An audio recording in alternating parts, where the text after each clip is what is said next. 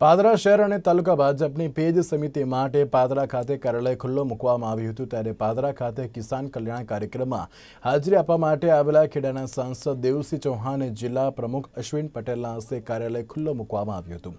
આ પ્રસંગે 2017માં વિધાનસભાની ચૂંટણીમાં ઉમેદવારી કરનાર સામાજિક કાર્યકર્તા પંકજભાઈ ઠાકર આ પ્રસંગે ભારતીય જનતા પાર્ટીમાં જોડાયા હતા। સાંસદ દેવસિંહ ચૌહાણ તથા ભારતીય જિલ્લાના प्रमुख एवं अश्विन पटेल और पादराना भाजपा कार्यकर्ताओं हाजरी में पंकज ठाकर भारतीय जनता पार्टी में जोड़ाया था। पहला जो विधानसभा उम्मीदवार था ए श्री पंकजभाई ठाकर त्यारे भारतीय जनता पक्ष पर विश्वास राखी माननीय नरेन्द्रभाई, माननीय अमितभाई, माननीय अमरा मुख्यमंत्री श्री रूपाणी साहेब बधा पर विश्वास राखी અને પાર્ટીની અંદર એ જોઈન્ટ થયા છે તે બદલ એમનો ખૂબ ખૂબ આભાર માનું છું।